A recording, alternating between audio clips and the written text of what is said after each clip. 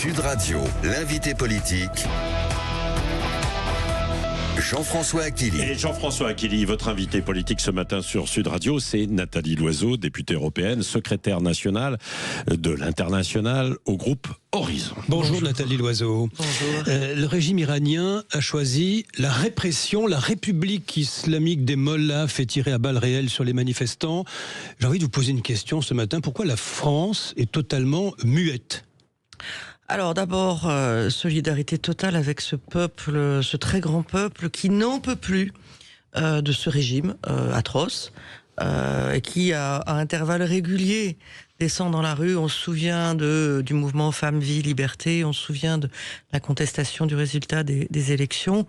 Ceux qui nous disent aujourd'hui c'est un mouvement social dû à la situation économique, je n'ose pas dire se voile la face quand il s'agit d'islamistes, mais ont du mal à dire que c'est un régime islamiste oppresseur.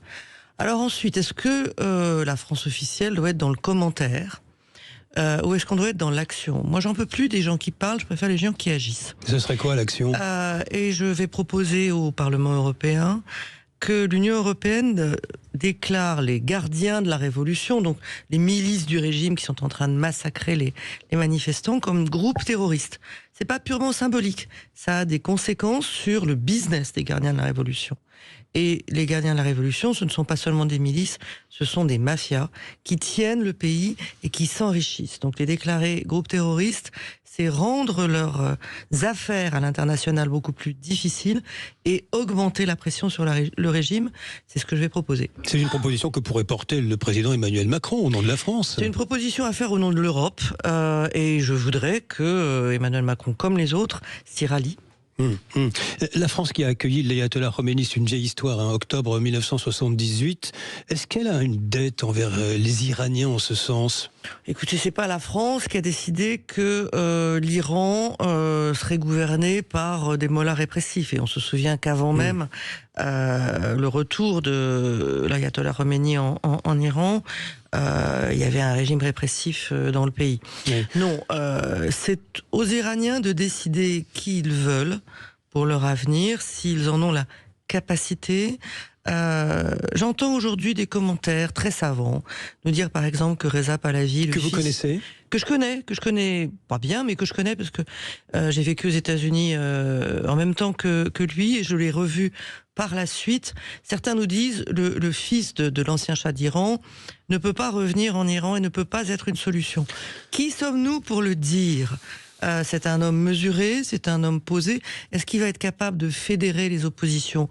Je n'en sais rien, mais je trouve certains commentaires bien prétentieux de ceux qui ont fait bien peu pour aider le peuple iranien. Trump dit que l'Iran serait en train de négocier avec lui, vous le croyez ? J'allais dire, je le crains. Trump nous a dit l'autre jour dans une interview au New York Times que il n'avait d'autre morale que la sienne. Ce n'était pas complètement une surprise, mais c'était un aveu. Je crains deux choses. Soit une tentative de renversement du régime par l'extérieur. Et à chaque fois que les États-Unis ont voulu faire ça, ça a été une catastrophe. On se souvient de l'Irak. Mais je crains aussi a beautiful deal. Je trouve que Donald Trump s'intéresse au pays, surtout quand ils ont du pétrole. Et surtout quand il peut faire des affaires. Donc je suis inquiète. Mais t'inquiète, ça veut dire quoi ? Vous écrasez la révolution et on deal ? Tout est possible avec Donald Trump. On l'a vu sur le Venezuela. En tout cas, il n'y a pas eu de changement de régime. Il a enlevé Nicolas Maduro, qui ne fera pleurer personne, mais il a gardé le régime chaviste, qui lui emprisonne, réprime, et qui est une mafia. Là-dessus, Jean-Luc Mélenchon clame libération, il l'a dit à Lyon, du président Maduro. Mélenchon ardent soutien d'un dictateur à vos yeux ? C'est pratique. Mélenchon, c'est la boussole qui marque le Sud. Il s'est toujours trompé en politique étrangère, une fois de plus. Il aime Maduro, il aime Castro. Il avait expliqué que si l'Ukraine devait éclater, ce serait une bonne nouvelle. Il avait dit que Poutine finirait le travail en Syrie. Bon, voilà, si vous cherchez une boussole qui marque le Sud, vous avez Jean-Luc Mélenchon. Mais Emmanuel Macron, là-dessus aussi, a changé d'avis, Nathalie Loiseau, dénonçant une agressivité néocoloniale de la part de Trump, après avoir finalement salué l'opération. Le premier mouvement n'était pas très heureux, d'ailleurs je m'en étais ému.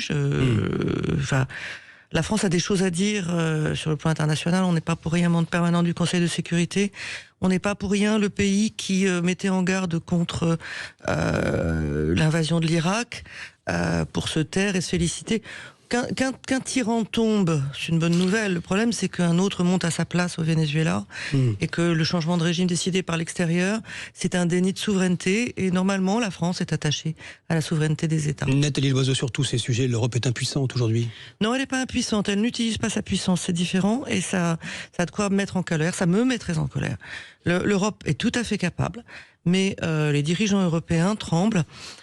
Ou vivent dans l'illusion d'une amitié transatlantique, comme quand vous regardez les étoiles le soir, vous dites c'est beau, ça brille, mais en fait, vous rendez pas compte qu'une partie de ces étoiles sont déjà mortes. L'amitié transatlantique chez Donald Trump, elle est morte, en tout cas, elle n'est plus un allié, l'Amérique. Donald Trump n'a pas d'alliés. Il a des partenaires de passage. Je parle pas de sa vie privée, ça j'en sais rien, mais dans la vie internationale, il fait des deals et puis il est capable de revenir sur ses deals le lendemain. Il fait du profit immédiat. Il ne sait pas ce que c'est qu'une alliance, il n'aime pas ça. Il n'aime pas le droit international. Il y a une info qui est passée un peu inaperçue la semaine dernière dans sa très longue interview au New York Times, quand il dit qu'il y aura plus de traité entre la Russie et les États-Unis sur les armes stratégiques, le traité START qui va terminer le 5 février, et il répond tant pis. Ça veut dire qu'il ne se sent lié par rien. Donc vénérer l'alliance avec les États-Unis quand lui-même n'y croit pas, c'est vénérer des vieilles lunes. Je dis pas ça avec plaisir, parce que quand nous sommes alliés, c'est bien. Mais en tout cas, aujourd'hui, il faut être capable de comprendre qu'il faut nous prendre en main, nous Européens, on en a les moyens, je reviens sur votre question. Oui. Il faut que la volonté suive les moyens. On oublie l'Amérique et l'Europe s'organise, ce qui n'est pas le cas, Nathalie Loiseau. Tiens, est-ce que vous êtes députée européenne, Horizon, est-ce que vous allez signer contre l'accord Mercosur? Est-ce que je vais voter contre le Mercosur? Oui, parce que les Français... que les Français sont contre. Je vais d'abord, et je fais partie de ceux, des députés européens, qui ont demandé la saisine de la Cour de justice de l'Union européenne pour vérifier la conformité de cet accord avec les traités européens. Cet accord, c'est pas qu'il soit mauvais de passer un accord avec les pays du Mercosur, c'était même plutôt une bonne idée. Le problème, c'est que ça fait 25 ans que cet accord a été négocié, et que c'est un accord d'une autre époque. Un accord dont on a démarré la négociation dans un autre temps. Aujourd'hui, il est obsolète sur une partie qui concerne l'élevage. Bien sûr qu'il y a d'autres secteurs qui vont y gagner. Mais moi, je ne me résous pas à l'idée que, il y a des gagnants, il y a des perdants, malheur aux vaincus. Non, il faut préserver les secteurs qui ont bien le droit d'être préservés, et nous, on en a le devoir. Et les agriculteurs qui manifestent encore en ce début de semaine, ils doivent rentrer chez eux, Nathalie Loiseau? Tu sais pas à moi à dire aux agriculteurs ce qu'ils doivent faire. Ce que je supporte pas, c'est la violence. Ce que je supporte pas, c'est la mauvaise foi du RN et de LFI qui proposent des motions de censure parce qu'ils sont contre l'accord avec le Mercosur. Ils veulent censurer un gouvernement qui est contre l'accord avec le Mercosur. Ce sont des apprentis sorciers. Ils font n'importe quoi, ils n'ont que le mot censure à la bouche. On est déjà dans l'immobilité, alors que le monde bouge à cause de la situation politique. Mais avec ces pays-là, non seulement on serait dans l'immobilité, mais on irait en arrière. Il y a la politique nationale, Nathalie Loiseau. Il y a ces deux motions de censure, RN, LFI, ce mercredi. Est-ce qu'il a eu raison, Sébastien Lecornu, de mettre un coup de pression en disant, tiens, s'il y a censure, il y aura dissolution et les élections législatives en même temps que les municipales? Alors pardon de vous le dire, mais c'est pas un coup de pression, c'est un coup de com', parce que c'est pas lui qui va décider s'il y a une dissolution ou pas, c'est le président de la République. La dernière fois que j'ai lu la Constitution, ils ont fait ensemble. En tout cas, c'est lui qui s'est exprimé, alors que c'est pas son rôle. Mais pourquoi pas? Est-ce qu'il a eu raison? Est-ce que la dernière dissolution a apporté quoi que ce soit de positif à la France? Est-ce qu'elle a réglé un problème? Pas à ma connaissance. Et là, donc, c'est un coup de com' utile à vos yeux?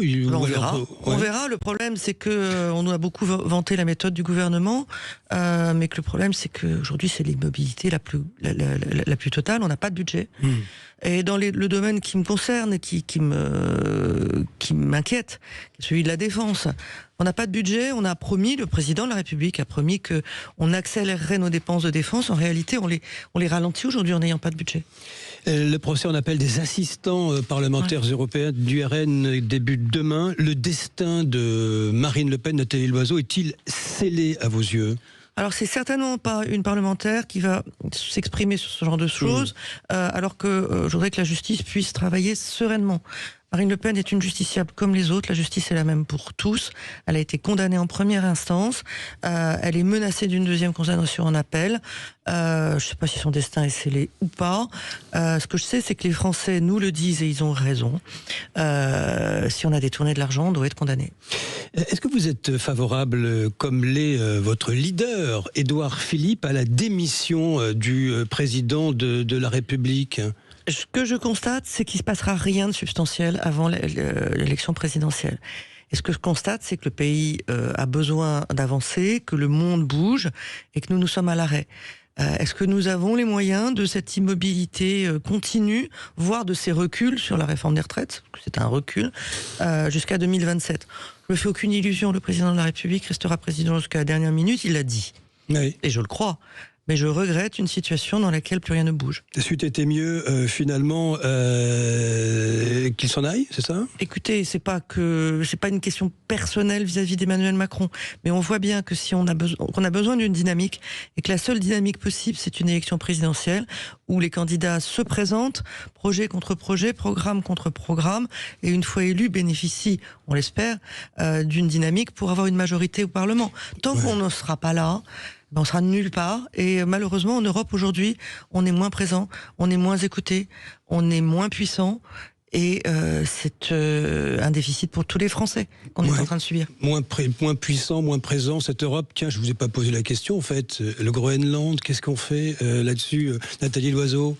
Alors, le Groenland n'est pas à vendre. Moi j'ai passé une semaine au Groenland en septembre dernier, j'ai discuté avec les Groenlandais.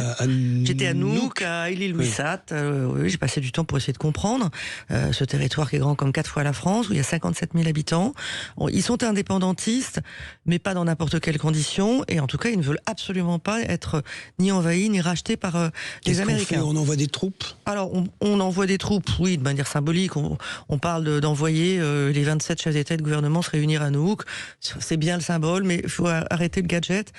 On a dans la poche, dans la manche, au niveau européen, ce qu'on appelle un instrument anti-coercition. C'est-à-dire que quand un pays tiers, un pays étranger, par exemple les États-Unis, font pression sur un État membre, par exemple le Danemark, on peut nous décider que un certain nombre d'entreprises américaines n'ont plus accès au marché européen. 450 millions de consommateurs solvables. Ça se décide, ça se discute, ça s'annonce à l'avance au Congrès, aux entreprises américaines. Le Congrès, les entreprises doivent dissuader Donald Trump de cette entreprise qui n'a aucun sens. Il s'inquiète pour la sécurité du Groenland. Aujourd'hui, il y a 200 militaires américains au Groenland, dans une base où, pendant la guerre froide, il y en avait 5000. Il se moque de qui ? Il se moque de qui, Donald Trump ? Merci, Nathalie Loiseau. Merci, Nathalie Loiseau. Vous voulez réagir dans un instant, vous le pouvez, sur tout ce que l'on vient d'évoquer, notamment sur l'Iran. Est-ce qu'on est trop timide dans nos réactions en France, en Europe ? Alors, pour certaines raisons, peut-être, mais en tout cas, c'est vrai que ça suscite un certain nombre de commentaires. 0826 300 300. Il y a un haut commissariat à la diversité qui va être lancé. Vous l'avez entendu, par Emmanuel Macron. Alors certains disent que oui, alors c'est pour mettre des copains, etc. Et puis c'est pas une diversité en fait totale. Qu'est-ce que vous en pensez ? 0826 300 300. Vous pouvez bien sûr réagir. Et puis les médecins libéraux, chirurgiens, notamment, qui s'exilent à Bruxelles, symboliquement évidemment, l'espace de quelques jours, parce qu'ils ont l'impression de ne pas être suffisamment entendus. Quand même assez grave, mine de rien. On n'en parle pas énormément. 0826 300 300. Vous les soutenez ou vous estimez qu'ils abusent ? 0826 300 300. Nous débattons dans un instant. Françoise Degois et puis Philippe David et vous, bien sûr, au téléphone.